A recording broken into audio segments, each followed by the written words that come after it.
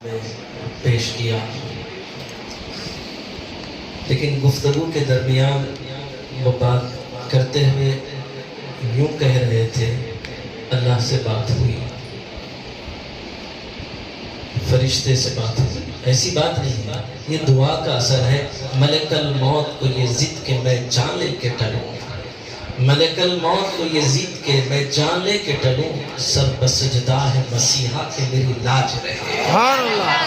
تو کہنے کا مطلب ہے کہ بعض مرتبہ بات کو پیش کرنے کے لیے کبھی سامعین کی وجہ سے یا کبھی کبھی وقت اور موقع کی وجہ سے الفاظ زبان پر نہیں آتے، تو لیکن اس بولنے کو ہم یہ نہ سمجھیں کہ واقع وہ الفاظ حافظ صاحب کے بول رہے ہیں، بلکہ وہ عقیدت اور محبت میں بعض مرتبہ نہیں چاہتے ہوئے کوئی ایسے الفاظ نکل جاتے ہیں کہ بولنے کا مفہوم اور مطلب اور مقصد وہ نہیں ہوتا ہے جو وہ بولنا چاہتے ہیں۔ جیسے میں ابتداء شروع میں بیٹھ کر پیشنٹوں کو دیکھا کرتا تھا،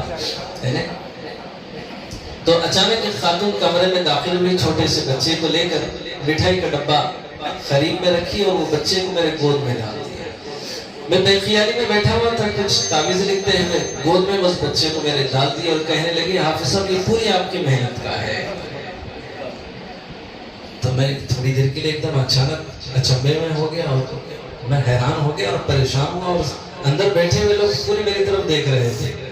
میں نے کہا، خاموشی سے مصیبت اور بھی سنگین ہوتی ہے، خاموشی سے مصیبت اور بھی سنگین ہوتی ہے، تڑپنے سے ذرا تسکین ہوتی ہے۔ میں نے کہا، ماں محنت میں نے کیا کیا اس معاملے میں؟ محنت تو آپ کے شوہر کی ہے، میں نے صرف دعا کی ہے۔ تو کہنے لگے، نہیں حافظ صاحب پلیز سوری، میرے کو بولنے نہیں آتا۔ میں نے کہا، اگر بولنے نہیں آئے تو خاموش ہو جانا، ایسے بول کے نکل جائیں گے، ہے نا؟ اگر میں خاموش ہو جاؤں تمہاری اس گفتگو پر تو کمرے میں بیٹھے ہوئے سارے لوگوں کو وہ بچہ ملتا جلتا دکھنا شروع ہو جائے گا۔ اگر میں خاموش نہ ہوں تو لوگ کبھی بچے کو دیکھیں گے، کبھی میری طرف دیکھیں گے، کبھی بچے کو دیکھیں گے۔ تو جب دل خراب ہو جاتا ہے کسی کے تعلق سے تو دماغ بھی خراب ہو جاتا ہے، جب دماغ خراب ہو جاتا ہے تو جسم کے سارے اعضاء بھی خراب ہو جاتے ہیں۔ اس کی خرابی کا یہ اثر ہے کہ آنکھوں کو بھی سب کو نظر آنے لگتا ہے، حقیقت نہیں جھوٹ نظر آتا ہے جب دماغ خراب ہو جاتا ہے۔ تھوڑی دیر میں بچہ بھی حافظ صاحب سے ملتا جلتا دکھنا شروع ہو جائے گا۔ آنکھ کی طرف دیکھیں گے، ذرا سیم آنکھ دکھ رہے ہیں، کیونکہ وہ سب اس کے کہے ہوئے الفاظ کو حقیقت میں دیکھنا چاہتے ہیں۔ تو کبھی آنکھ ملتی جلتی دکھے گی، کبھی ناک دکھے گی، کبھی چہرہ بھی دکھنا شروع ہو گئے۔ کیوں کہ دماغ خراب ہو چکا ہے۔ حقیقت وہ نہیں ہے جو کہہ رہی ہے، حقیقت وہ ہے جو اسے نظر نہیں آ رہا ہے، حقیقت یہ نہیں ہے۔ تو میرا بعض مرتبہ عقیدت اور محبت کے کچھ الفاظ ایسے نکل جاتے ہیں کہ لوگ یہ سمجھتے ہیں کہ واقع حقیقت میں ایسا ہے۔ تو بہرحال کوئی فرشتوں سے بات نہیں ہوتی، اللہ میاں سے بھی کوئی ایسی بات نہیں ہوتی ہے، لیکن حق اور سچ یہ ہے کہ اللہ تعالیٰ نے زبان میں اثر و تاثیر۔ الحمدللہ، اللہ تعالیٰ کہتے ہیں کہ حدیث قدسی ہے کہ جب اللہ تعالیٰ کسی کے ہو جاتے ہیں، اللہ تعالیٰ جب کسی سے محبت کرتے ہیں تو جبرائیل امین کو بلاتے ہیں اور کہتے ہیں کہ فرشتوں، جبرائیل میں فلاں بندے سے محبت کرتا ہوں۔ جبرائیل اس محبت کو ساتوں آسمان کے فرشتوں میں پہنچا دیتے ہیں، وہ اعلان کر دیتے ہیں، اور ساتوں آسمان کے فرشتے اس بندے سے محبت کرتے ہیں۔ ساتوں آسمان کے فرشتے زمین پر اتر کر اس بندے کی محبت لوگوں کے دلوں میں بٹھا دیتے ہیں، اور لوگ دور دور سے چلے آتے ہیں اور اس سے محبت کرنے لگتے ہیں۔ اور میرا رب کہتا ہے، جب میں کسی سے محبت کرتا ہوں تو اس کی زبان بن جاتا ہوں، اس کی آنکھ بن جاتا ہوں، اس کے کان بن جاتا ہوں، اس کی سانس کی ہر رفتار کے ساتھ، اس کی دل کی ہر دھڑکن کے ساتھ، میں کبھی کبھی اس کے پیر بھی بن جاتا ہوں۔ وہ آنکھ نہیں، وہ دیکھتا نہیں ہے، بلکہ میں دیکھتا ہوں۔ وہ سنتا نہیں، میں سنتا ہوں۔ وہ بولتا نہیں، میں اس کی زبان بن جاتا ہوں۔ وہ دیتا نہیں بلکہ میں اس کا ہاتھ بن جاتا ہوں۔ وہ چلتا نہیں بلکہ میں اس کے پیر بن جاتا ہوں۔ تو حق یہی ہے، سچ یہ ہے کہ اللہ تعالیٰ نے کیا کہتے ہیں، زبان میں وہ اثر و تاثیر دیا ہوا ہے کہ مجھ سے انہوں نے سوال کیا اور کہا کہ حافظ صاحب والد محترم کی ڈاکٹر کہہ رہے ہیں کہ روح پرواز ہو چکی ہے، چند سیکنڈ کے مہمان ہیں، یعنی سب کچھ جا چکا ہے، تھوڑی سی کیا کہتے ہیں روح ابھی یا گلے کے پاس رکھی ہوئی ہے، بس ایک 5 منٹ انتظار کر لو پھر تیاری شروع کرتے ہیں۔ اب وہ مجھ سے کہنے لگے کہ حافظ صاحب پلیز دعا کریے، پلیز دعا کریے. تو میں نے کہا ایسے سچویشن میں ان کے غم میں مزید میں کہوں وہ چلے گئے تو اور دکھ ہوگا. تو میں نے کہا ٹھیک ہے یار، کان پہ لگا دو دعا پڑھ دوں گا، کان پہ لگا دو دعا پڑھ دوں گا. میں نے جیسے ہی دعا پڑھی، میں نے کہا دعا پڑھ دیا ہوں، اب فکر نہ کرو. 10-15 منٹ کے بعد کیا کہتے ہیں پیروں میں ان کی حرکت آنا شروع ہو گئی. 3 دن پہلے وہ نوجوان آیا، کہنے لگا کہ حافظ صاحب 10-15 منٹ کے بعد پیروں میں حرکت آنے لگی، پھر ہاتھ بھی ہلنا شروع ہو گئے. میں نے فوراً ڈاکٹر کو کال کیا تو اس نے کہا میں نے کہہ دیا مر گئے ہیں، وہ بلا کیوں نہیں ڈاکٹر صاحب ان کے پیر ہل رہے ہیں، ہاتھ ہل رہے ہیں، پلیز آپ آئیے. بولے میں ڈاکٹر صاحب نے کہا میرے پاس سواری نہیں، بولے میں آ رہا ہوں آپ کو لینے کے لیے. وہ کار لے گیا اور ڈاکٹر صاحب کو لمبایا تو اس سے پہلے وہ ٹیکا لگا کے بیٹھے ہوئے ہیں. کہنے لگے کہ حافظ صاحب کی دعا سے میں واپس آ گیا، میں مر گیا تھا. اللہ تعالیٰ نے مجھے کچھ مہلت دیا آپ لوگوں کو سمجھانے کے لیے، اس لیے مجھے بھیجا ہے. کہنے لگے کہ آج 8 بجے سے لے کے کل صبح 8 بجے تک اب آپ لوگوں کو مجھے سمجھانا ہے. بولے حافظ صاحب ایسی ایسی باتیں کرنے لگے کہ زندگی میں کبھی ان کی زبان سے ہم نے ویسی باتیں سنائی نہیں. گاؤں والے ہیں، دیہاتی ہیں، اور اوسا شہر کے یوں سمجھ لو کہ وہ پورا گھر گنڈا گردی میں اس شہر کا نمبر 1 کیا کہتے ہیں خاندان ہے. لیکن غریب سے جب سے رجوع ہوئے ہیں وہ گھر والے الحمدللہ سارا کیا کہتے ہیں گاؤں کہتا ہے کہ حافظ صاحب سارا گاؤں کیا کہتے ہیں ان کی گنڈا گردی سے پریشان تھا، لیکن الحمدللہ جب سے آپ کی نسبت ملی ہے اور آپ کی تعلیم اور تربیت اور آپ کی صحبت میں ہے، ماشاءاللہ سارا گاؤں اب ان سے امن میں ہے، سکون میں ہے. تو ماشاءاللہ بتاؤ یہ کب تک گنڈا گردی کرنے والے تھے، اب گھر کا گھر ماحول ایک دینی ماحول بنا ہے، نمازوں کی پابندی ہو رہی ہے، ذکر گھر میں ہو رہا ہے. پھر اس کے بعد حافظ صاحب کی ہر بات پر وہ عمل کرنے والے بن گئے ہیں ماشاءاللہ.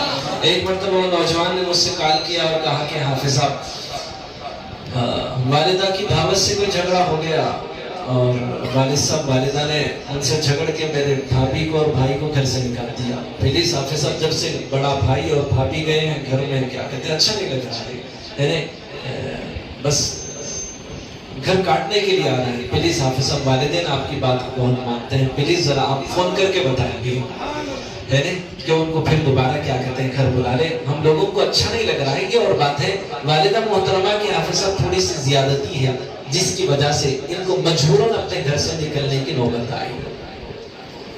لیکن میں کال کے آپ بتانا نہیں ہوگا. میں نے کہا ٹھیک ہے انشاءاللہ. پھر وہ فون نمبر دیے، میں نے ان کو کال کیا جن کا انتقال ہوا. میں نے بہت دیر تک ان سے تفصیل سے بات کی اور اس کے بعد میں نے ان کو ساری تفصیلات بتائی. دیکھیے ایک چیز ذہن میں رکھیے، قرآن کہتا ہے وَبِالْوَالِدَيْنِ إِحْسَانًا، اپنے والدین کے ساتھ اولاد کو حکم دیا احسان کا معاملہ کرنا، محبت کا معاملہ کرنا، شفقت کا معاملہ کرنا، ان کا ادب کرنا، ان کی تعظیم کرنا، ان کا احترام کرنا. بہرحال ان کے سامنے اپنی آواز کو بلند نہیں کرنا، اف بھی نہیں کرنا. قرآن صرف ایک رخ اور ایک بات کا ذکر نہیں کرتا ہے. ایک خاتون حضور صلی اللہ علیہ وسلم کے پاس آئی اور کہنے لگی کہ قرآن میں مردوں کا ذکر ہے، ہمارا کوئی ذکر نہیں ہے. تو اس وقت یہ قرآن کی آیت یادی ہوئی، نازل ہوئی اِلَّا الْمُسْلِمِينَ وَالْمُسْلِمَاتِ وَالْمُؤْمِنِينَ وَالْمُؤْمِنَاتِ وَالْقَانِتِينَ وَالْقَانِتَاتِ. اب یہاں پر مرد کے ساتھ عورت کا ذکر ہے. یہ قرآن کا اصول ہے کہ جہاں پر مرد کا ذکر ہے ضروری نہیں ہے کہ وہاں پر عورت کا ذکر ہو، لیکن مقصد اس کا حاصل دونوں کے لیے. جیسے وَبِالْوَالِدَيْنِ إِحْسَانًا کا ایک ہی ترجمہ نہیں ہے کہ تم والدین کے ساتھ احسان کرو، بلکہ والدین کو بھی چاہیے کہ اپنی اولاد کے ساتھ محبت کا، شفقت کا اور پیار کا، عدل کا اور انصاف کا معاملہ کرے. جس کے لیے حدیث میں ہے کہ حضور صلی اللہ علیہ وسلم نے ایک صحابی کو دیکھا اپنے بچے کے ساتھ کیا کہتے ہیں ذرا غلط رویہ اختیار کر رہے تھے، تو حضور صلی اللہ علیہ وسلم نے فرمایا کہ اپنی اولاد کے ساتھ محبت کا، شفقت کا، پیار کا معاملہ کرو، جانتے ہو بڑھاپے میں وہ تمہارا سہارا بننے والے ہیں. ایک صحابی اپنے بیٹے کو کچھ دے رہے تھے اور حضور صلی اللہ علیہ وسلم سے کہا کہ میں اپنے بیٹے کو کچھ دے رہا ہوں، آپ گواہ رہیے. تو آپ صلی اللہ علیہ وسلم نے ان کا ہاتھ پکڑ لیا اور کہا کہ کتنے بیٹے ہیں؟ تو کہنے لگے 4 ہیں. آپ نے کہا یہی چیز چاروں بیٹوں کو آپ نے دیا؟ تو بولے کہ نہیں دیا. تو بولے میں ظلم کا گواہ نہیں کرتا ہوں. اور یاد رکھ لو ظالموں کا ٹھکانہ کیا ہے؟ جہنم ہے۔ تو ہم سمجھتے ہیں کہ اولاد ہمارے ساتھ نافرمانی کر رہی ہے، لیکن ہم بھی اپنے اولادوں کے ساتھ زیادتی کرتے ہیں۔ ہم صرف اپنا حق مانگتے ہیں، جیسے ایک مرد اپنی بیوی سے صرف اپنا حق مانگتا ہے، لیکن کبھی یہ جاننے اور اس کا علم حاصل کرنے کی کوشش نہیں کرتا کہ اس کے بھی کوئی حقوق میرے اوپر ہے۔ جس طریقے سے میں اس کو اپنا حق جتاتا ہوں اور اس سے اپنے حقوق کا طلبگار بنا رہتا ہوں، اور وہ حق ادا نہ کرنے پر میں اسے ڈراتا ہوں، دھمکاتا ہوں، اور دہکتی ہوئی انگاروں سے کیا کہتے ہیں اس کو کیا کہتے ہیں ڈراتا ہوں، تو یاد رکھ لو جس طریقے سے اس کے جو حقوق ہیں، میرے جو حقوق اس کے ذمے ہیں، اس کے بھی کچھ حقوق ہیں جو میرے ذمے ہیں۔ اگر میں وہ حق کو ادا نہ کروں تو پھر میرا بھی ٹھکانہ دہکتی ہوئی انگاریں بن سکتا ہے۔ یاد رکھ لو آج میں اس کے اوپر زیادتی کرنے کا حق رکھ سکتا ہوں، لیکن یاد رکھ لو اس کمزور ذات کے ساتھ ایک ایسی طاقتور ذات ہے جو تمام کائنات کا خالق بھی ہے، مالک بھی ہے، معبود بھی ہے، رب بھی ہے۔ اس کو کمزور مت سمجھو۔ جب وہ گھر میں کیا کہتے ہیں ولادت ہوتی ہے تو میرا رب کہتا ہے، جب لڑکی پیدا ہوتی ہے تو میرا رب کہتا ہے چل میرے تیرے ساتھ ہوں، جب لڑکا پیدا ہوتا ہے تو میرا رب کہتا ہے جا اپنے باپ کی مدد کرنا ہے۔ لیکن لڑکی کے ساتھ خدا خود آ جاتا ہے، اور جس گھر میں لڑکی آتی ہے اس گھر میں خدا آتا ہے، اور جس گھر میں خدا خود آتا ہے وہ گھر میں برکتیں، رحمتیں اللہ تعالیٰ کی طرف سے نازل ہوا کرتی ہیں۔ تو میں نے ان کو بتایا کہ دیکھیے آپ صرف اپنے اولاد سے اپنا حق مانگتے ہیں، لیکن آپ سے غلطی ہو رہی ہے کہ آپ ان کے ساتھ زیادتی کر رہے ہیں، آپ بھی ان کے معاملے میں عدل اور انصاف نہیں کر رہے ہیں۔ آپ کو بھی چاہیے کہ ان کے ساتھ محبت کا، شفقت کا، پیار کا معاملہ کرنا۔ تو میں سے کہنے لگی کہ بالکل حافظ اب سچ کہہ رہے ہیں، میری اہلیہ سے زیادتی ہوئی اس لیے وہ لوگ کیا کہتے ہیں گھر سے چلے گئے۔ میں نے کہا اہلیہ سے زیادتی ہوئی اور آپ گھر کے سردار ہیں، آپ کی ذمہ داری ہے کہ وہ زیادتی کو دور کریں اور اس گھر کے ماحول کو پھر دوبارہ خوشگوار بنانے کی کوشش کریں۔ تو بولے نہیں حافظ صاحب بالکل، میرے اہلیہ بازو بیٹھی آپ ذرا ان سے بات کریے۔ پھر میں نے ان سے بات کیا تو دونوں بھی کہیں کہ حافظ صاحب اب کریں کیا؟ میں نے کہا سیدھا گاڑی لے جائیے اور ان کے گھر جائیے اور ان کو پکڑ کے اپنے گھر لائیے۔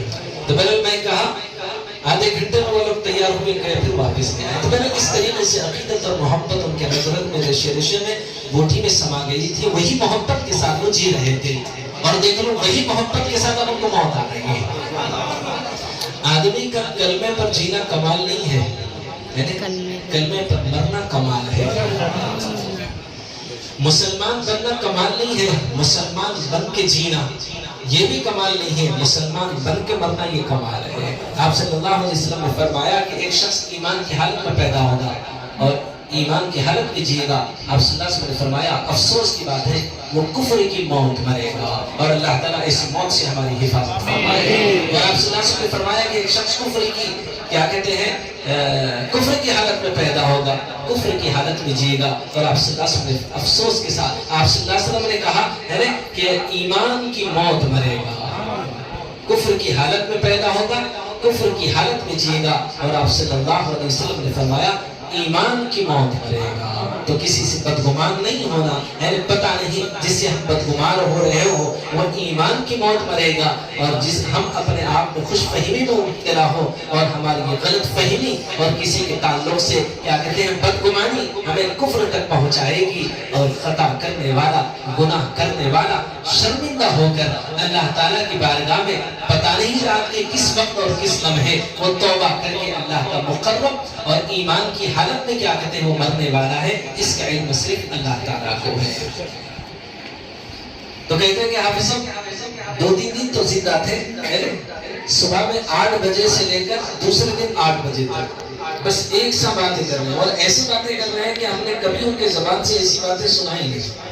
کہنے لگے دیکھو حافظ صاحب کا دامن پکڑے رہے ہیں، حافظ صاحب جو تعلیمات دے رہے ہیں اس پر عمل پیرا ہونا، حافظ صاحب جو راہ ہمیں بتا رہے ہیں اس راہ پر چلنا۔ اور یاد رکھو یہ سود، یہ رشوت، یہ چوری، یہ بٹے بازی، یہ بدماشی، یہ تمام چیزوں سے باز آنا، کیونکہ حافظ صاحب کا دامن پکڑ کر ہم نے ان تمام چیزوں سے توبہ کر دی ہے۔ اور جب تک تم حافظ صاحب کی باتوں پر، ان کے نقش قدم پر ہوں گے تو سمجھ لو تمہارے لیے عافیت ہے، کامیابی ہے، نجات ہے، مغفرت ہے۔ اگر اس وقت تم راستے سے ہٹ جاؤ گے تو پھر ہلاکت ہے، تباہی ہے اور اور بربادی ہے، پھر وہاں سے سمجھ لو کہ اب تمہارا نقصان ہی نقصان ہے۔ تو میں نے حافظ صاحب والد صاحب بہت زیادہ باتیں کر رہے تھے، تو میں ان کے پیشانی پہ ہاتھ رکھ کے تھپکنے لگا۔ میں نے کہا کہ ابو جان تھوڑی دیر سو جاؤ، بہت دیر سے باتیں کر رہے ہیں۔ تو میں نے سلانے کی کوشش مت کر، مجھے 8 بجے سے لے کر کل 8 بجے تک جاگنے کی اجازت ملی ہے۔ اب میں جاگتے رہوں گا، کوئی طاقت بھی میرے کو نہیں سلا سکے گی، اور کل صبح میں 8 بجے جب میں سو جاؤں گا، پوری طاقتیں مل کر بھی میرے کو اٹھانا چاہے تو اٹھا نہیں پائے گی۔ الفاظ رات کے 2 بجے پورے خاندان والا کو بولا، ان سے بھی بات کرتے رہے صبح میں بات، اور ٹھیک 8 بجے واقعی حقیقت میں اب ہم سمجھ رہے کہ سو رہے، صبح 8 بجے سے اب ہم کہہ رہے ہیں کہ سو گئے۔ مغرب کے وقت پھر مجھے کال کیا اور کہا کہ آپ والد صاحب اٹھ نہیں رہے ہیں۔ میں نے کہا جو اللہ نے ان کے مقدر لکھا اس فیصلے کے سامنے سر جھکا دو، بس اسی میں ہمارے لیے، اور اسی کا نام بندگی ہے، اسی میں ہمارے لیے عافیت ہے۔ آدھے 1 گھنٹے کے بعد پھر ڈاکٹروں نے کہا کہ ان کی روح پرواز ہو گئی ہے، اب سوئے نہیں ہیں بلکہ اب ہمیشہ کے لیے اب دنیا سے، اس جہان سے رخصت ہو چکے ہیں۔ تو کہنے کا مطلب یہ ہے کہ اللہ تعالیٰ نے زبان میں اثر و تاثیر رکھا ہے کہ جب کوئی آدمی جس یقین اور حقیقت کے ساتھ آتا ہے تو اللہ تعالیٰ اپنے اس انتقام کی لاج رکھ لیتے ہیں۔ ایک خاتون میرے پاس آئی اور کہی کہ 12 سال ہوئے حافظ صاحب شوہر میرا باہر سے نہیں آ رہا ہے، پلیز آپ کچھ کریے۔ میں نے کہا میں دیکھوں گا کہ آخر یہ معاملہ آپ دونوں کے درمیان ہوا کیا، جس کی وجہ سے وہ جا کر دبئی میں 12 سال سے بیٹھا ہوا ہے۔ ازواجی زندگی دونوں ایک دوسرے سے کیا کہتے ہیں دور ہو گئے ہیں، وجہ اس کی کیا ہے؟ تو آپ جائیے، 3 دن کے بعد میں تحقیق کروں گا، پھر آپ کیا چاہتے ہیں اس کے لیے انشاءاللہ تب میں کوشش کروں گا، تدبیر اختیار کروں گا، تقدیر تو خدا کے ہاتھ ہے۔ وہ کہنے لگے نہیں حافظ صاحب میں یہاں سے نہیں جاؤں گی، آپ میرے کو بتائیے وہ کب آتے ہیں۔ میں نے کہا اللہ کی بندی ابھی میں دیکھا ہی نہیں کہ آخر یہ معاملہ دونوں کے درمیان کیا ہے، ابھی کیسے کوشش کروں کہ وہ آ جائے۔ تو میں نے کہا نہیں آپ میرے کو بتانا کہ وہ کب آتے، تو میں جاتی ہوں، میں تو نہیں جاتی۔ میں نے کہا اللہ کی بندی رش بہت زیادہ ہے باہر، آپ چلے جاؤ پھر 3 دن کے بعد آنا۔ بولے کہ میں نہیں جاؤں گی، میں نے کہا جاؤ انشاءاللہ کل آ جائیں گے۔ تو میں تو اپنے آپ کو اس سے بچانے کے لیے کہا کہ جاؤ کل آ جائیں گے۔ تو پھر کھڑی ہو کے صحیح بول رہے آپ؟ میں نے کہا سچ بولتا ہوں، اسی یقین کے ساتھ آئی ہے، پھر یہ یقین کیسے کر رہی ہے کہ میں جھوٹ بول رہا ہوں؟ میں نے کہا اچھا اللہ کی بندی آ جائیں گے۔ وہ غصہ دلا رہی ہے اور میں غصے میں آیا، اور میں نے کہا اچھا یہ وہ چلے گی۔ دوسرے دن صبح میں ٹھیک 8-9 بجے دبئی سے وہ سیدھا کیا کہتے ہیں حیدرآباد اترا ہے اور سیدھا گھر پہنچا ہے۔ اب پہنچ کے بولے لگا میں کیوں آیا، کیسا آیا، میرے کو سمجھ میں نہیں آ رہا ہے۔ 12 سال کے بعد وہ اپنے بھائیوں کو فون کی، فوراً کیا کہتے ہیں بھائی وغیرہ آ گئے، پولیس پہ کیس کر دیے۔ پولیس پہ کیس ہو گیا، اب عدالت میں کیس چلنا شروع ہو گیا۔ اب یہ پیر بیوی کے پیر بھی دبا رہے ہیں اور کیا کہتے ہیں کھانا بھی پکا رہے ہیں، واشنگ مشین میں کپڑے بھی دھو رہے ہیں، اور ماشاءاللہ 10-12 تولے سونا بھی دلا دیا۔ اب بیوی کو مٹھار رہے ہیں اور کہہ رہے ہیں کہ بیگم تقریباً 1 کروڑ روپے دبئی میں رکھے ہوئے، انشاءاللہ میں جاتا ہوں، لے کر آ جاتا ہوں، انشاءاللہ اب ایک گھر خرید لیں گے، بچیوں کی شادیاں کر لیں گے، فلاں فلاں ہے نا۔ تو بہرحال کیا کہتے ہیں وہ اپنے بیوی کو پٹا رہا ہے اور وہ باتیں کر رہا ہے، لیکن عدالت میں جب بھی جاتے ہیں 1 مرتبہ کیس پڑ جائے تو چپلا گھس جانا، کیس کبھی ختم ہوتا نہیں۔ پرسوں چچا نے کہا کہ حافظ صاحب میرے والد صاحب 40 سال تک یہ زمین کا کیس لڑے، اب قریب میری عمر 70 سال ہے، میں 50 سال سے لڑ رہا ہوں۔ وہ زمین کی قیمت اس وقت ہے نا 4 گز تھی، اور اب فی الوقت کیا کہتے ہیں 5 لاکھ روپے گز چل رہی ہے وہ زمین۔ ابھی بھی میں وہ کیس جیتوں گا نہیں معلوم نہیں۔ تو بہرحال اس طریقے سے معاملے ہوتے ہیں۔ اب وہ بیوی کے کپڑے بھی دھو رہا ہے اور ہاتھ سے نوالے بنا کر بھی کھلا رہا ہے۔ بہرحال بیوی سے یہ کہنا چاہتا ہے کہ یہ کیس واپس لے لو، اور عدالت میں جب بھی جاتے ہیں جج ٹائم دیتا ہے، پھر 1 ہفتے کے بعد آؤ، پھر 2 ہفتے کے بعد آؤ۔ تو بہرحال 1-2 مہینے یوں ہی گزرے، بیٹھے میرے حافظ صاحب یاد آیا، میرا حافظ صاحب کے پاس جا کے بولنا یہ کیس ختم ہو جانا۔ پھر آئی میرے پاس اور کہنے لگے کہ حافظ صاحب ایسے ایسا معاملہ ہے، آپ کی دعا سے الحمدللہ دوسرے دن صبح میں چاہ گیا۔ جب کچھ درد ہوتا ہے تو حافظ صاحب یاد آتے ہیں، جب درد ختم ہو جاتا ہے تو اپنے کام میں مصروف ہو جاتے ہیں، پھر کچھ دوسرا درد ہونا تو پھر حافظ صاحب یاد آتے۔ کبھی کوئی بھی خوشخبری نہیں سناتا آ کر، غم ہی غم، صبح سے شام تک غم ہی غم، اس لیے کہتا ہوں تجھے اپنے غم سے مطلب، مجھے غم ہے دوسروں کا، تیرے سامنے نشے من، میرے سامنے چمن ہے، غم ہی ہم صبح سے شام تک ہوتے ہیں۔ پھر وہ 2 مہینے کے بعد چلی آئی اور کہنے لگی حافظ صاحب ایسی ایسا بات ہے. تو میں نے کہا ہے نا جو ہو چکا ہے ہو گیا ہے. آج کل بہت سہولت ہے دبئی سے پیسے منگانے کے لیے، اس کو جا کر پیسے لانے کی ضرورت نہیں ہے. بینک سے نکال دو پورے پیسے وہاں سے کیا کرتے ہیں آ جاتے ہیں. اگر خدا نہ خواستہ آپ یہ کیس کا مطلب کوئی ہتھکڑیاں تو نہیں پہنا رہے، اسے جیل کی سلاخوں پہ تو نہیں ڈالے، بس کیس چل رہا ہے اس کے اوپر. پر اس طریقے سے بدا ہوا ہے، رہنے دو، اب زندگی آپ کی گزرتے رہے گی.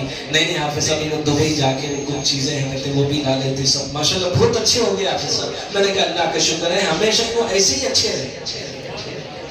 بولے کہ حافظ صاحب وہ عدالت میں کیس چل رہا، حافظ صاحب ذرا وہ جج کیس ختم نہیں کر رہا، وہ پاسپورٹ واپس مل گئے ویسا کریے گا.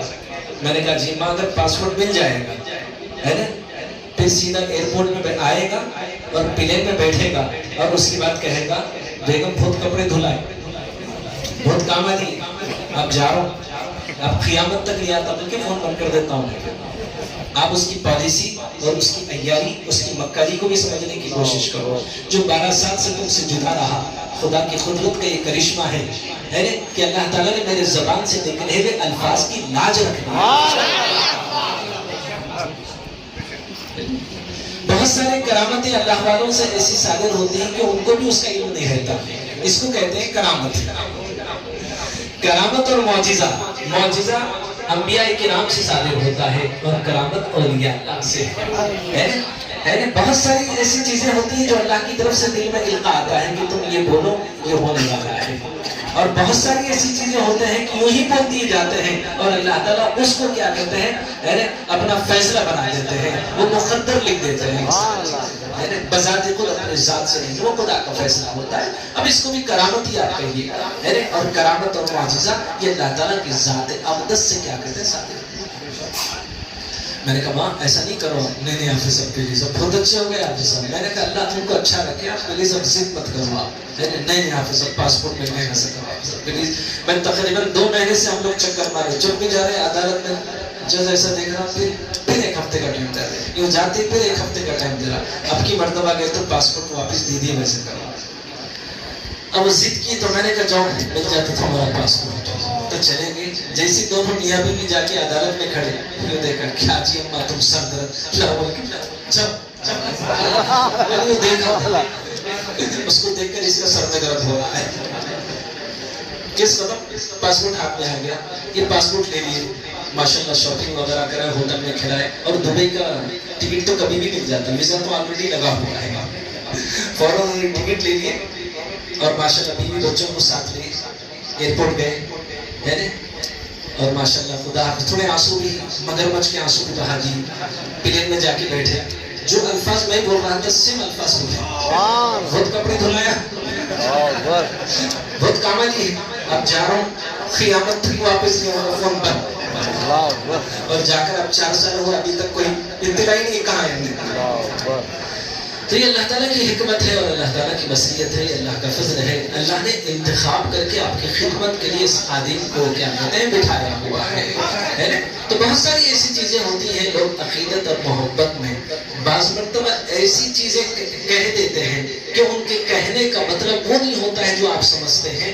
ان کے کہنے اور ان کے الفاظ کا مطلب وہ ہوتا ہے جو تفصیل سے سمجھائیں تو پھر سمجھ میں آ جائے گا کہ اس بات کا مفہوم اور مطلب اور مقصد کیا ہے. صحیح مفتی صاحب؟ مفتی صاحب بھی وہ بھی مفتی ہیں ماشاءاللہ، مرید ہیں ماشاءاللہ. 20 سال پہلے وہ کسی سے مفتی اسلم صاحب بیعت ہوئے تھے، پھر شیخ کا انتقال ہوا تو 18 سال 15 سال سے شیخ کی تلاش میں تھے. تو لگاتار 3 دن استخارہ کرنے لگے کہ اے اللہ میں کس سے بیعت ہوں. میں اپنے تعلق کو، جو آپ کی معرفت اور محبت کی منزلوں کو طے کرنے کے لیے اپنا تعلق کس سے جوڑوں. تو اس کے لیے 3 دن لگاتار استخارہ دیکھنے لگے. تو 3 دن انہوں نے استخارہ میں یہ دیکھا کہ ایک بڑی مسجد ہے جس میں بڑے بڑے اہل علم اور علماء صفوں میں کھڑے ہوئے ہیں اور کسی امام کے آنے کا انتظار کر رہے ہیں. تھوڑی دیر میں دیکھتے ہیں کہ حافظ صاحب تشریف لاتے ہیں اور اس مصلے پر کھڑے ہوتے ہیں اور امامت کرتے ہیں.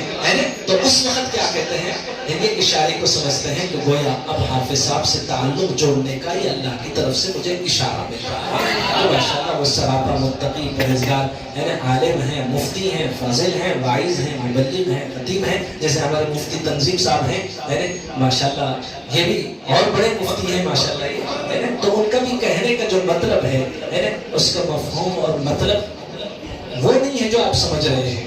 ورنہ یہاں سے نکلیں گے تو کہیں گے کہ مفتی صاحب کہہ رہے تھے کہ فرشتے سے بات کی، پھر اللہ میاں سے بات ہوئی. نہیں، مطلب یہ ہے کہ اللہ تعالیٰ، اللہ والوں کے ہاتھ بھی اس وقت اٹھتے ہیں جب ان کے مقدر میں کیا کہتے ہیں خدا لکھ دیتا ہے. تاتاری جب کسی شہر پر حملہ کرنے کے لیے جاتا تو سارے شہر کو تہس نہس کر کے رکھ دیتا. ایک شہر پر تاتاری حملہ کرنے کے لیے پوری تیاری کر کے اس شہر کے قریب پہنچ رہا تھا تو اس شہر میں ایک اللہ والے تھے. سارا شہر وہ اللہ والے کے پاس آیا اور کہا کہ تاتاری آ رہا ہے اور سارے شہر کو تہس نہس کر کے رکھ دے گا اور خون کی ندیاں بہا دے گا اور سروں کے مینارے کھڑا کر دے گا. آپ اللہ تعالیٰ سے دعا کرنا تاکہ کیا کہتے ہیں وہ کہیں اور چلے جائیں. تو حضرت نے اسے ہاتھ اٹھایا اور اللہ تعالیٰ نے ان کے اٹھے ہوئے ہاتھوں کی لاج رکھی. تاتاری راستہ بھول کر کوئی اور راستے پر چل پڑا. 3 سال تک وہ راستہ بھٹک کر اور دوسرے شہروں کو تہس نہس کرنے لگا. اس شہر کی طرف اس کا رخ نہیں ہوا. اور حضرت نے کہا کہ دیکھ لو اللہ تعالیٰ نے مزید آپ کو زندگی دیا ہے. اب اللہ کی رحمت کی طرف چلتے رہو، نبی کی اطاعت اور اتباع کے ذریعے سے اس گمراہی سے توبہ کر لو، ورنہ اس ظالم کو تمہارے اوپر مسلط کرے گا، پھر سب کو کیا کہتے ہیں یوں ہی موت کی نیند سلائے گا. لیکن لوگ وہی کر رہے تھے جو پہلے کر رہے تھے. 3 سال کے بعد تاتاری پھر اس شہر کی طرف پڑا تو لوگ آ کر کہنے لگے کہ حضرت دعا کرو، وہ قریب آ رہا ہے. تو حضرت نے اب ہاتھ نہیں اٹھایا کیونکہ اس وقت خدا کی مرضی شامل حال تھی اور اب خدا کی مرضی یہ ہے کہ اب وہ داخل ہوگا اور سب سے پہلے وہ اللہ والے کو شہید کرے گا اور سب کو موت کی نیند سلائے گا. کیوں کہ اب پانی سر سے اونچا ہو چکا ہے بغاوت، بے وفائی اور نافرمانی اور غداری کا. جب اللہ تعالیٰ کسی سے ناراض ہو جاتا ہے تو ظالم حکمرانوں کو ان کے اوپر مسلط کر دیتا ہے. اور جب اللہ تعالیٰ ناراض ہو جاتے ہیں تو 2 علامتیں ہیں. دنیا کی محبت کوٹ کوٹ کے دل میں بڑھ جاتی ہے اور موت کا خوف آدمی کے اوپر طاری ہو جاتا ہے. دنیا کی محبت اور موت کا خوف آدمی کے سکون اور چین کو تباہ اور برباد کر دیتا ہے. اس لیے کہتا ہوں نہ دنیا سے، نہ دولت سے، نہ گھر آباد کرنے سے، نہ دنیا سے، نہ دولت سے، نہ گھر آباد کرنے سے تسلی دل کو ہوتی ہے خدا کو یاد کرنا. دنیا میں ایسے 20 یا 24 لوگ ہیں، ملین نہیں بلین ان کے پاس ہے، لیکن اس میں سے 18 لوگ جو مرے ہیں. آپ کہتے ہیں کہ مال اور دولت کے آ جانے سے آدمی کے پاس سکون آ جاتا ہے.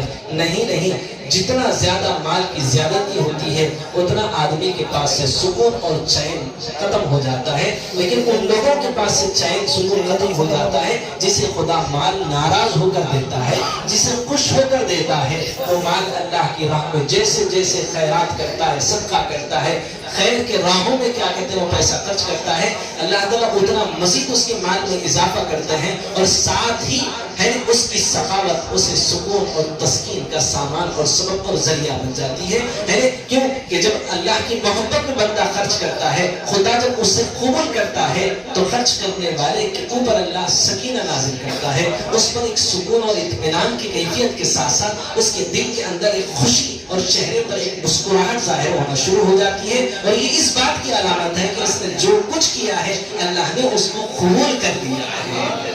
اگر دینے کے بعد دل کے اندر اڑن ہو رہی ہے اور دماغ کے اندر یہ وسوسہ آ رہا کیوں دیا کہ میں باتوں میں آ گئی، میں نے 100 مانگا تو میں 50 دے دیا، تو 20 دیا تو اچھا تھا، وہ 20 80 کچھ کام آتے تھے.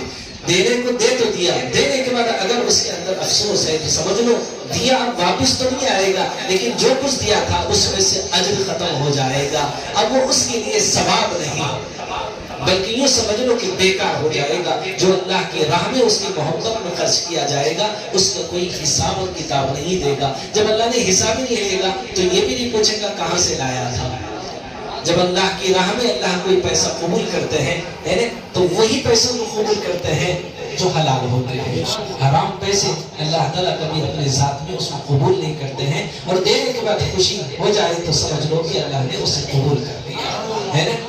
تو دنیا میں ایسے 20-24 لوگ ہیں تو بہت کچھ دولت رکھنے کے باوجود بھی اس میں سے 18 لوگوں نے خودکشی کر کے کیا کہتے ہیں مرے، خودکشی کے ذریعے سے مرے.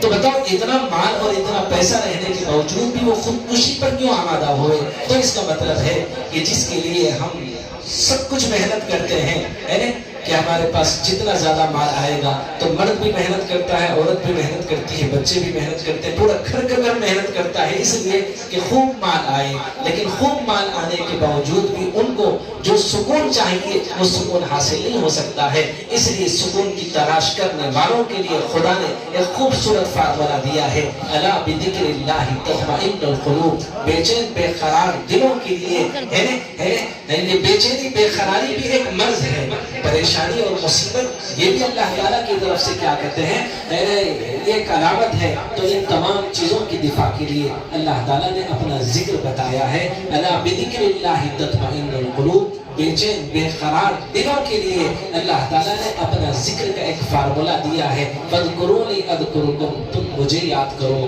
میں تمہیں یاد کروں گا۔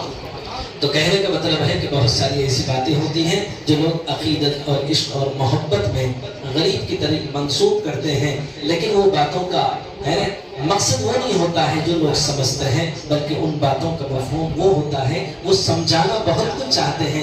ایک تو شیخ یہاں بیٹھے ہوئے ہیں جس کی وجہ سے بولنے کی جرت نہیں ہوتی ہے، بولنا بہت کچھ چاہتے ہیں، اس کو تفصیلات میں بیان کرے مفتی صاحب تو فجر ہو جائے گی، لیکن شیخ بیٹھے ہوئے ہیں مختصر جملوں میں کیا کہتے ہیں بات کو آپ تک پہنچا دینا۔ انہوں نے یہ اللہ کی نعمتوں کی شکر گزاری کے لیے انہوں نے وہ الفاظ کو ادا کرنا چاہا آپ کے سامنے، لیکن اگر آپ نے یہ سمجھ لیا کہ فرشتے سے حافظ صاحب بات کرتے ہیں، اللہ تعالیٰ سے حافظ صاحب بات کرتے ہیں، تو ایسا کوئی معاملہ نہیں ہے۔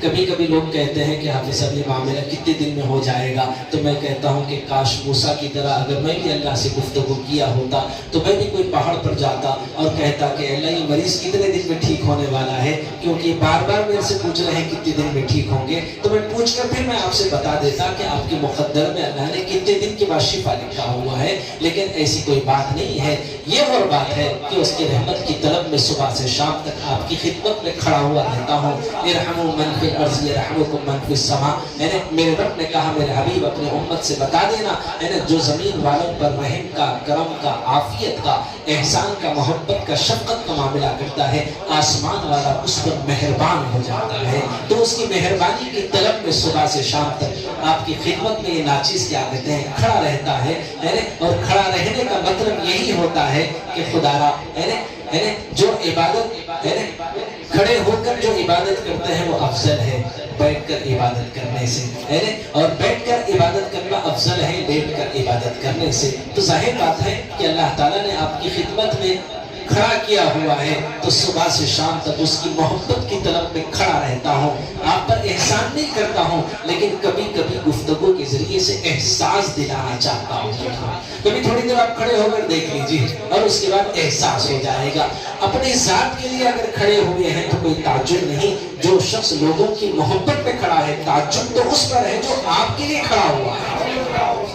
آپ اپنے زخم کے مرہم کے لیے لائن میں کھڑے ہوئے ہیں، صبح سے شام تک کیا کہتے ہیں 2000 روپے، جب نوٹ بندی ہوئی تو 2000 کے لیے لوگ 4 گھنٹے کھڑے رہے، لیکن کبھی ان کو غصہ نہیں آیا۔ 5-6 گھنٹے کھڑے ہوئے، 6 گھنٹے کے انتظار کے بعد ان کو وہ نہیں ملا وہ جو چاہتے تھے، اتنا ملا جتنا ان کے مقدر میں تھا۔ تو ظاہر بات ہے آپ کو بھی حافظ صاحب کے پاس اتنا ہی ملے گا انتظار کے بعد جتنا آپ کے قسمت اور مقدر میں لکھا ہوا ہے۔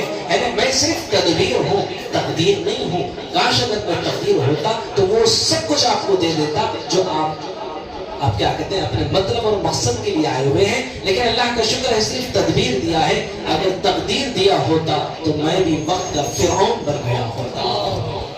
پھر اس کے بعد کیا ہوتا، دولت اتنی اکٹھا ہوتی میرے پاس کہ پھر میں بھی وقت کا قارون بن جاتا۔ پھر اس کے بعد ایک ایسا محل بناتا کہ پھر میں شداد بن جاتا۔ جو حشر دنیا فرعون کا دیکھی، قارون کا دیکھی، شداد کا دیکھی، اس زمانے کی وہ تینوں چیزیں میرے اندر ہوتی، پھر اس کے بعد وہی ہوتا جو ان دونوں کے ساتھ ہوا۔ تو اللہ تعالیٰ کا کرم ہے، حضور صلی اللہ علیہ وسلم کا صدقہ ہے کہ اللہ نے اپنے فضل سے صرف تدبیر دیا ہے، اور جو تدبیر اختیار کرتا ہوں وہ اللہ کا کلام ہے۔ قرآن تو سبھی پڑھتے ہیں، قرآن سبھی پڑھتے ہیں، میں بھی قرآن ہی پڑھتا ہوں، لیکن اللہ تعالیٰ نے میرے پڑھنے میں وہ اثر و تاثیر رکھا ہوا ہے۔ خواجہ فرید الدین شکر گنج رحمۃ اللہ علیہ کے پاس ایک شخص آیا، کہنے لگا کہ حضرت غربت ہے، مقروض ہوں اور 3 نوجوان لڑکیاں ہیں، یعنی ان کی شادی کرنے کا کوئی سامان، کوئی اسباب نہیں بن رہے ہیں، یعنی ان کا گلا تو نہیں کھول سکتا ہوں اور خود ان کو چھوڑ کر موت کی نیند نہیں سو سکتا کیونکہ خودکشی حرام ہے، یعنی تو حضرت اب دعا کریے کہ میرے ان تینوں بیٹیوں کے لیے کوئی انتظام ہو جائے۔ تو حضرت نے انڈا منگایا اور اس پر بسم اللہ الرحمن الرحیم پڑھ کے پھونکا، پھونکتے ہی وہ انڈا سونا بن گیا۔ حضرت نے اس انڈے کو اس کے ہاتھ میں دیا اور کہا کہ جاؤ بازار میں بیچ دو۔ وہ بازار میں بیچا تو اتنا پیسہ آیا کہ 3 لڑکیوں کی شادی کا انتظام ہو گیا۔ وہ پیسوں سے 3 لڑکیوں کی شادی تو کر دیا، اب اس کے بعد سوچنے لگا کروں کیا؟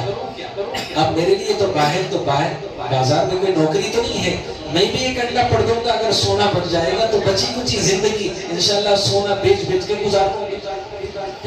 حضرت 1 مرتبہ پڑھے، میں انشاءاللہ 10 مرتبہ پڑھوں گا۔ حضرت 1 مرتبہ پڑھے، 100 مرتبہ پڑھوں گا، 1000 مرتبہ پڑھوں گا۔ رات میں لائٹ بند کیا اور انڈا لیا اور پڑھنا شروع کیا، یہاں تک کہ فجر کی اذان ہو گئی۔ جب لائٹ کھولا تو انڈا ویسے ہی تھا جیسے وہ پڑھنا شروع کرتے وقت اس کے ہاتھ میں تھا۔ اس نے سوچا کہ چلی کوئی بات نہیں، یعنی دوسرے دن پڑھ لوں گا۔ پھر دوسری رات پڑھا، تیسری رات پڑھا، 40 راتوں تک بسم اللہ پڑھتے رہا، پھونکتا رہا، لیکن انڈے کی حالت وہی رہی۔ لیکن یہ اور بات ہے کہ 40 دن پہلے وہ انڈا تل کے کھانے کے قابل تھا، اب 40 دن کے بعد وہ انڈا اب گندا ہو چکا۔ وہ حضرت کے پاس پہنچا اور کہنے لگا کہ حضرت میرے آپ 1 مرتبہ بسم اللہ پڑھ کے پھونکے سونا بن گیا، میں 40 راتوں سے پڑھ رہا ہوں، لیکن یہ انڈا یعنی جو پہلے تلنے کے قابل تھا اب تو گندا ہو چکا۔ تو حضرت نے کہا کہ بیٹا یعنی بسم اللہ وہی ہے جو تم پڑھتے ہو، لیکن میری زبان میں میرے اللہ نے جو تاثیر دیا اس کو کہاں سے لایا؟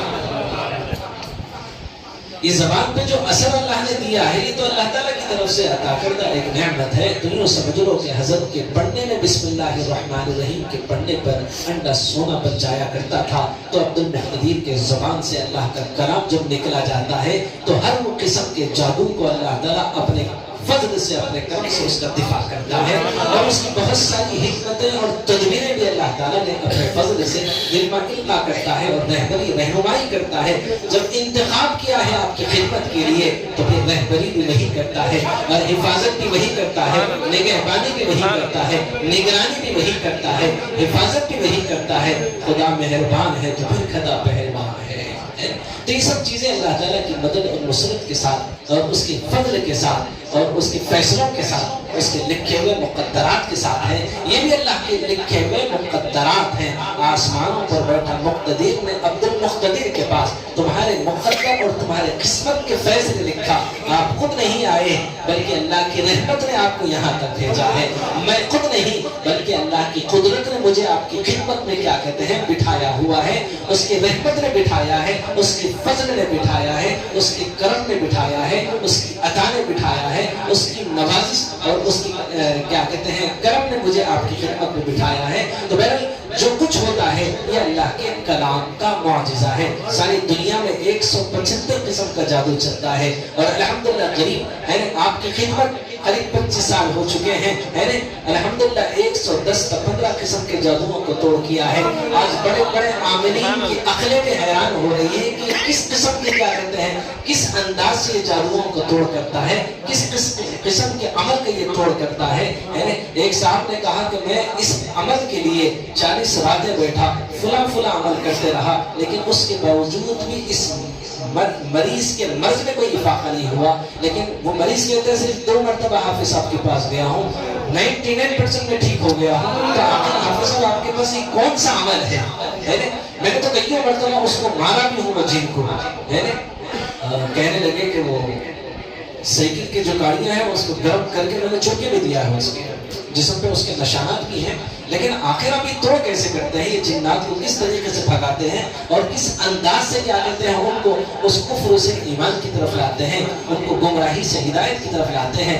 میں نے کہا خدا کا انتخاب ہو، یہ خدا کے فضل سے اس کی مدد اور نصرت سے یہ سارا کیا کہتے ہیں کارخانہ چل رہا ہے، یہ سارا سسٹم چل رہا ہے، یہ سارا نظام چل رہا ہے۔ یہ اللہ تعالیٰ کی رحمت اس کے فضل کے ساتھ یہ جو کچھ صبح سے شام تک ہوتا ہے یہ اللہ کے کلام کا معجزہ ہے۔ جسم بیمار ہے قرآن شفا، روح بیمار ہے قرآن شفا، ماحول بیمار ہے قرآن شفا، معاشرہ بیمار ہے قرآن شفا، معاشرت بیمار ہے قرآن شفا، حکومتیں اور عدالتیں، سیاست اور صحافت، ہر موڑ پر قرآن اب ہماری رہبری اور رہنمائی کرتا ہے۔ خدا جب چاہتا ہے، جس سے چاہتا ہے، جو چاہتا ہے وہ کام لے لیتا ہے۔ یعنی جو آدمی کی بات سمجھ میں نہ آئے، جو علم اس کی عقل میں نہ آئے، جو علم اس کی سمجھ میں نہ آئے، تو سمجھ لو کہ اس کی سمجھ کا کیا کہتے ہیں پرابلم ہے۔ یعنی علم تو اپنی جگہ علم ہے، ایک عام آدمی کا علم جہاں ختم ہو جاتا ہے وہاں پر ایک عالم کا علم شروع ہوتا ہے، جہاں پر ایک عالم کا علم ختم ہوتا ہے وہاں پر ایک ولی کا علم شروع ہوتا ہے، جہاں پر ولی کا علم ختم ہوتا ہے وہاں پر قطب کا علم شروع ہوتا ہے، قطب کا علم ختم ہوتا ہے اقطاب کا علم شروع ہوتا ہے۔ یوں سمجھ لو کہ علم ختم نہیں ہوتا بلکہ اسٹیپ بائی اسٹیپ اللہ تعالیٰ نے دنیا میں علم کو تقسیم کیا ہے، اور ہماری پہنچ وہاں تک نہیں ہے۔ جہاں پر اقطاب کے علم کی انتہا ہے، ابدال کے علم کی ابتدا ہے، ابدال کے علم کی انتہا ہے، صحابہ کے علم کی ابتدا ہے، صحابہ کے علم کی انتہا ہے، انبیاء کے علم کی ابتدا ہے۔ جہاں پر 1,23,000 نبیوں کے علم کی انتہا ہے، خدا کی قسم وہاں پر امام الانبیاء محبوب مصطفیٰ نور مصطفیٰ محمد عربی صلی اللہ علیہ وسلم کے علم کی ابھی ابتدا ہے۔ جو علم میرے نبی کو میرے رب نے دیا، آپ سے پہلے کسی کو نہیں دیا، نہ آپ کے بعد قیامت تک وہ علم کسی کو دے گا، لیکن جہاں پر میرے محبوب مصطفیٰ کی علم کی انتہا ہوگی، خدا کی قسم وہاں پر میرے رب کی علم کی ابتدا ہوگی۔ علم لامحدود ہے، میرے تو سمجھ میں نہیں آ رہا ہے، میرے علم میں نہیں ہے، تو آپ کے علم میں نہیں ہوگا۔ جو چیز آپ کے علم میں نہیں ہے تو وہ علم والے سے جا کر پوچھ لو کہ اس کا علم کیا ہے۔ جو چیز کا نالج تمہارے پاس نہیں ہے تو جس کے پاس اللہ تعالیٰ نے اس کا علم دیا ہے اس کے پاس جاؤ اور اس سے وہ علم حاصل کر کر مطمئن ہو جاؤ۔ اب اطمینان آپ کو حاصل ہو جائے، یہ بھی اللہ تعالیٰ کی نعمت ہے اور یہ بھی اللہ تعالیٰ کا فضل ہے جس کو اطمینان حاصل ہو جائے۔ ہر آدمی کو اطمینان ہونا ضروری نہیں ہے۔ موسیٰ علیہ السلام نے جب بنی اسرائیل کو لے کر دریائے نیل کی طرف جب پہنچے، فرعون سے بچاتے ہوئے جب لے کر چلے، تو پیچھے سے فرعون آ رہا ہے لشکر اور سامنے دریائے نیل ہے، اور قوم کہنے لگی کہ موسیٰ تم نے ہمیں مروا دیا، اب سامنے دریائے نیل ہے اور پیچھے کیا کہتے ہیں فرعون کا لشکر آ رہا ہے۔ آپ نے کہا گھبراؤ نہیں، اللہ میرے ساتھ ہے۔ اللہ تعالیٰ سے پوچھا کہ اب کیا کروں، اس نیل سے ابھی انہیں پار کرنا ہے، اس راستے تک، اس منزل تک پہنچنا ہے۔ تو اللہ نے کہا جو عصا ہے اس کو پانی پر مارو۔ اب یہاں پر عقل کیا کہتی ہے کہ ایک لکڑی کے پانی پر مار دینے سے ہونے والا کیا ہے، لیکن یہ علم اللہ نے نبی کو دیا، اور اس کے بعد دیکھو اس علم کے بعد خدا اپنے قوت اور قدرت کی کرشمے دکھاتا ہے کہ ایسا پانی پر مارنا تھا، بارے راستے کیا کہتے ہیں بن گئے، اور آپ نے اپنے قوم سے کہا کہ چلو اللہ تعالیٰ نے ہمیں اس پانی میں راستے بنا دیا ہے۔ جب یہ چلتے ہیں اس کنارے پہنچتے ہیں تو فرعون قریب پہنچتا ہے اور کہتا ہے دیکھو میں آپ کا خدا ہوں، میرے آنے سے پہلے یہ پانی میں راستے بن گئے، چلو۔ وہ چلتا ہے، بیس دریا میں پہنچتا ہے، ادھر بنی اسرائیل کی قوم کہتی ہے موسیٰ تم نے ہمیں مروا دیا، اب دیکھو وہ تو ہمارا پیچھا کر رہے ہیں۔ تو آپ نے کہا کہ فکر نہ کرو، اللہ میرے ساتھ ہے۔ اور اللہ سے کہا کہ اب کیا کروں، تو اللہ نے کہا جو عصا کو تم نے پانی پر مارا تھا اسی عصا کو پانی میں صرف ہلا دو۔ ایسا ہلانا تھا کہ راستے بند ہو گئے اور فرعون پانی میں ڈبکیاں لگا لگا کے وہیں پر دم توڑ دیا۔ اب یہ صحرا میں ہے، قوم کہنے لگی کہ موسیٰ پانی کے پیاس لگ رہی ہے، اب تو ایسے لگتا ہے کہ تم اب ہمیں ایڑیاں گھس کر مرنے پر مجبور کر دیں گے، اب تو ہم مر گئے۔ اب یہ دریائے نیل کا پانی اس قابل نہیں ہے کہ اب ہم پی کر اپنی پیاس بجھا سکیں، اب تو موسیٰ تم نے ہمیں مروا دیا۔ تو موسیٰ نے کہا فکر نہ کرو، ابھی اس کا حل نکلتا ہے۔ جو عصا پانی پر مارے گئے تھا، میرے رب نے کہا اس عصا کو چٹان پر مارو۔ ایک ہی تو سہارا ہے، اگر زور سے مارے تو ٹوٹ جائیں گے تو پھر بے سہارا ہو جائیں گے۔ نہیں، اللہ نے کہا کہ اب اس کو چٹان پر مارو۔ مارنا ہی تھا کہ 12 چشمے ابلنا شروع ہو گئے۔ عقل کیا کہہ رہی ہے؟ جو چیز کو عقل قبول نہیں کر رہی ہے خدا اس کی آگے اپنے قدرت کی کرشمے دکھا رہا ہے۔ تو بہت ساری ایسی چیزیں ہیں جو آپ کی عقل قبول نہیں کرتی۔ عقل قبول کرے تو میں اس چیز کو مانتا ہوں، جو چیز نظر آئے میں اسی کا اقرار کرتا ہوں، جو نظر نہ آئے میں اس کا انکار کرتا ہوں۔ تو ہوا اتنی طاقت رکھتی ہے، نظر آئی آج تک کسی کو؟ بڑی بڑی بلڈنگیں اکھاڑ دیتی ہے، بڑے بڑے درختوں کو جڑوں سے کیا کہتے ہیں اکھاڑ دیتی ہے، اور بڑی بڑی بلڈنگوں کو کیا کہتے ہیں زمین دوز کرتی ہے، لیکن نظر آئی کسی کو تو بہت ساری ایسی طاقتیں ہیں جو آپ کے نظروں سے اوجھل ہیں، آپ کو نظر نہیں آتی، لیکن خدا نے اس کے اندر اپنے قدرت کے کرشمے دکھایا ہے اور کہا ہے کہ اس کے پیچھے بھی ہمارے فیصلے کام کرتے ہیں۔ بذات خود اپنی ذات سے کوئی چیز نہ قوت رکھتی ہے، نہ قدرت رکھتی ہے، نہ طاقت رکھتی ہے۔ وہ عصا بھی ایک معمولی سی لکڑی تھی، لیکن اس کے پیچھے خدا کے لکھے ہوئے مقدرات تھے اور خدا کا حکم تھا، وہ ایک بہانہ تھا، ایک سبب تھا، اور مسبب الاسباب اس سبب کے بعد میں نے اپنے فیصلے کیا تو راستے بنا دیا۔ اب جب پانی پی لیے تو کہنے لگے قوم موسیٰ پانی تو پی لیے، اب کھانے کے لیے کچھ نہیں ہے، اب لگتا ہے تم نے اب ہمیں بھوک اب مر جائیں گے۔ آپ نے کہا اللہ کی بندوئی کتنے مرتبہ تم نے سب کچھ دیکھا، پھر کہتے ہیں ہم مر گئے۔ اللہ تعالیٰ نے آسمانوں سے اب ان کے لیے کھانے کا انتظام کیا، 40 سال تک آسمان سے من و سلوہ، جنت کے خوبصورت ڈشز آتے تھے۔ حضور صلی اللہ علیہ وسلم نے فرمایا بنی اسرائیل اگر اللہ تعالیٰ کی نعمتوں کی ناشکری نہ کرتی تو قیامت تک وہ من و سلوہ، قیامت تک کے آنے والی امت کو آسمان سے کھانا ملتا، ہمیں پکانے کی ضرورت ہی نہ ہوتی۔ ناشکری کیے تو اللہ نے آسمان سے وہ دروازے بند کر دیے، 40 سال تک وہ کھانا کھاتے رہے، ناشکری کرتے رہے، اور خدا کی قدرت کا کرشمہ دیکھو، 40 سال تک ایک ہی کپڑوں پہنتے اور اللہ تعالیٰ نے ان کے کپڑوں کو میلے بھی ہونے نہیں دیا۔ تو اللہ تعالیٰ قادر مطلق ہے، مختار کل ہیں، بڑی قوت رکھنے والے ہیں، بڑی قدرت رکھنے والے ہیں، بڑی طاقت رکھنے والے ہیں۔ زمین بھی اسی کی ہے، زمان بھی اسی کا ہے، مکین بھی اسی کا ہے، مکان بھی اسی کا ہے، جہاں میں سب اسی کا ہے، جہان بھی اسی کا ہے۔ بس اسی کی عشق اور محبت میں آپ سب کو یہاں بار بار بلایا جاتا ہے۔ کیوں بلایا جاتا ہے؟ دیکھ لو ہفتہ بھر میں صبح سے پہلے ہوئے کپڑے شام تک میلے ہو جاتے ہیں، تو جب میلے کپڑوں کو دھونے کے لیے واشنگ مشین کا استعمال کیا جاتا ہے، صاف پانی کے ذریعے سے ان کپڑوں کو صاف اور شفاف کر کے کیا کہتے ہیں پھر اس کو کیا کہتے ہیں پہن لیا جاتا ہے۔ آدمی کے میلے کپڑوں کو دھو کر صاف پہنے جاتے ہیں، تو اسی طریقے سے ہفتہ بھر میں ہماری قلوب بھی میلے ہو جاتے ہیں۔ ان میلے قلوب کو صاف کرنے کے لیے یہ روحانی واشنگ مشین ہے جو دل کی گندگیوں کو صاف کر کے اور اس دل کے اندر اللہ کی محبت اور معرفت کو بٹھانے کے لیے آپ کو بار بار یہاں پر بلایا جا رہا ہے۔ تو یہ سمجھ لو کہ ہفتے میں ایک مرتبہ ٹائم نکالنا ہمارے لیے کوئی مشکل نہیں ہے، لیکن بس یہ ہے کہ عزم اور ارادہ اگر پختہ ہو تو اللہ کی مدد اور نصرت بھی آتی ہے، ورنہ اگر ہم اپنے ارادے میں اگر کمزور ہیں تو پھر شیطان تو ہمارے لیے راستے ایسے بناتا ہے، کچھ نہ کچھ بہانے ہمیں یہاں منزل پہ آنے سے وہ رکاوٹ بن جاتا ہے۔ تو بہرحال ہمارا خود ارادہ کمزور ہوتا ہے، جس کی وجہ سے شیطان ہمارے ساتھ سازشیں رچاتا ہے۔ جب ارادے میں ہم مضبوط ہو جاتے ہیں تو شیطان کی کوئی چال بازی بھی ہمیں منزل تک پہنچنے میں کبھی رکاوٹ کا سبب اور ذریعہ نہیں بن سکتی ہے، کیونکہ ایک قدم تو میری طرف آتا ہے تو میرے رب کہتا ہے کہ 10 قدم آتا ہوں، کوئی چل کر آتا ہے تو میں دوڑ کر آتا ہوں، جب کوئی مجھے پکارتا ہے دل کے ساتھ تو میں اس کی آواز کے قریب ہو جاتا ہوں۔